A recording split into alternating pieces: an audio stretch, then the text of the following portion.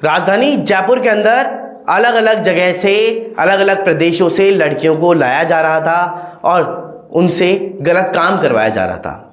इस पूरे मामले का अब खुलासा हुआ है। तो बता दें आप सभी को कि एक फार्म हाउस के ऊपर एक लेडी इसकी मुख्य सरगना निकलती हुई नजर आई है। उस लेडी ने कई ऐसी लड़कियों को रख रखा था, वहां पर फार्म हाउस पर पार्टियां चलती थी और वहां पर रहने वाले जितने भी लोग हैं वह उसके बारे में सब अच्छाई ही बता रहे थे। लेकिन इन पार्टियों की काली आड़ के अंदर पर्दे के पीछे कुछ और ही काम किया जाता था। तो इन सब का जब अब खुलासा हुआ है तो एक लड़की का सौदा लगभग 2.5 लाख रुपए में होता हुआ नजर आ रहा है। इस पूरी कहानी का जब खुलासा हुआ तो क्या क्या अब सबूत के साथ में सामने आती हुई रिपोर्ट आई है, दिखाएंगे इस रिपोर्ट में।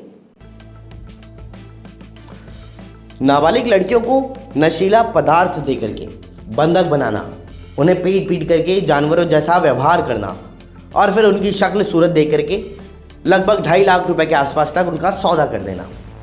यह है जयपुर के एक फार्म हाउस में चल रहे मानव तस्करी रैकेट की कहानी, जहां पर एनजीओ की आड़ में मासूम जिंदगियों को खरीद फरोख्त की जा रही थी। इस पूरे काले कारोबार का भंडाफोड़ तब हुआ जब कानपुर यानी उत्तर प्रदेश की एक 16 वर्षीय नाबालिग लड़की ने हिम्मत दिखाई। मौका पाकर के वे फार्म हाउस से भागने में कामयाब रही। मंगलवार की 8 अप्रैल को बस्सी थाना पुलिस ने छापा मारा तो वहां एक महिला सलमा, जिसकी उम्र 40 साल, बदहाल हालत में मिली, जिसे 1 साल से बंधक बना करके रखा गया था। पुलिस ने मास्टरमाइंड गायत्री विश्वकर्मा को गिरफ्तार कर लिया और उसकी गैंग बच्चियों को किडनैप करके जयपुर लाते थे। गायत्री फर्जी दस्तावेज बनवा करके जबरन शादियां भी करवाती थी। जो लड़कियां किसी कारण से रिजेक्ट हो जाती थी उन्हें प्रताड़ित किया जाता था और आसपास रहने वाले लोग गायत्री को बेसहारा महिलाओं की मसीहा भी बताते थे। लेकिन वही फार्म हाउस में अक्सर शादी ब्याह के कार्यक्रम होते थे। लोग इसे धर्म का काम समझते थे, लेकिन पर्दे के पीछे मासूम जिंदगियों की तस्करी का खेल चल रहा था। सलमा जो 40 साल की थी, कोलकाता में बस स्टॉप और रेलवे स्टेशन पर भीख मांगती थी।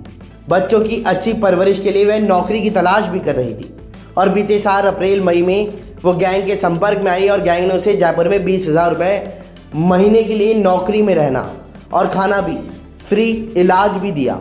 झांसी में आई सलमा ने तुरंत हाँ कह दी और गैंग के उस गुर्गे ने जयपुर की गायत्री विश्वकर्मा के पास सुजानगढ़ स्थित उसके फार्म हाउस पर उसको छोड़ दिया। विरोध करने पर खूब पीटा गया और कमरे में उसे बंद कर दिया गया। ये पूरी कहानी का अब पर्दाफाश होता हुआ नजर आया।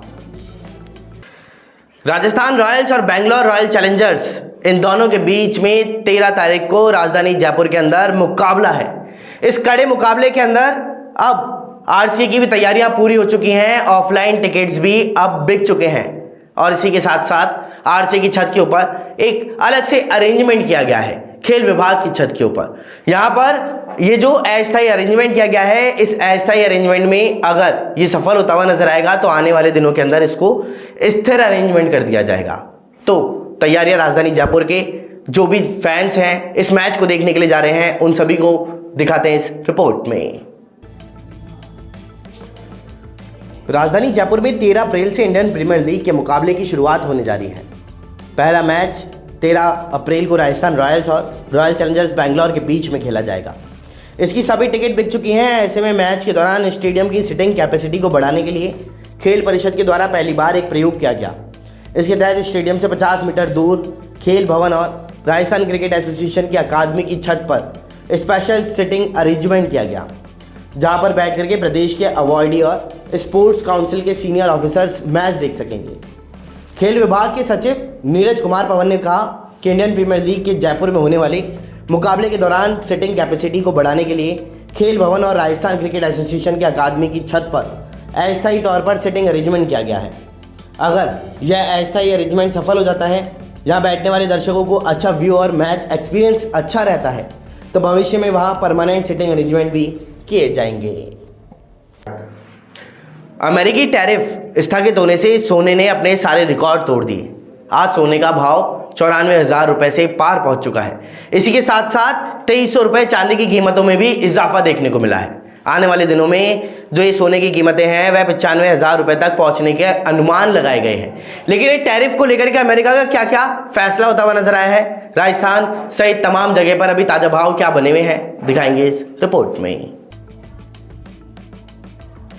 अमेरिकी राष्ट्रपति डोनाल्ड ट्रंप के द्वारा दुनिया भर में लागू किए जाने वाले टैरिफ को 90 दिनों के लिए स्थगित करने के बाद बाजार में उछाल आ गया।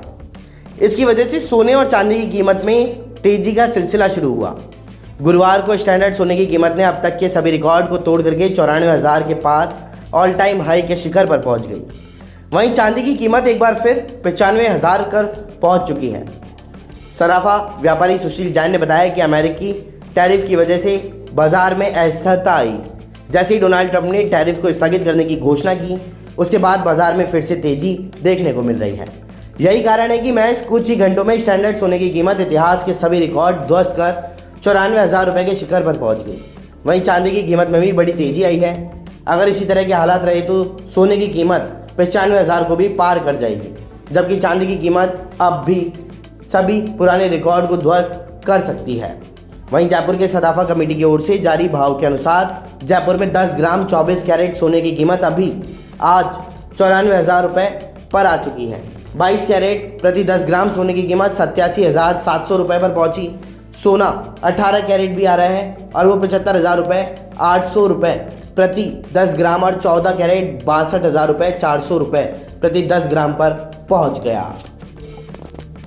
फिलहाल देश और दुनिया की तमाम बड़ी खबरों के लिए इतना ही। बने रहिए हमारे साथ। नमस्कार।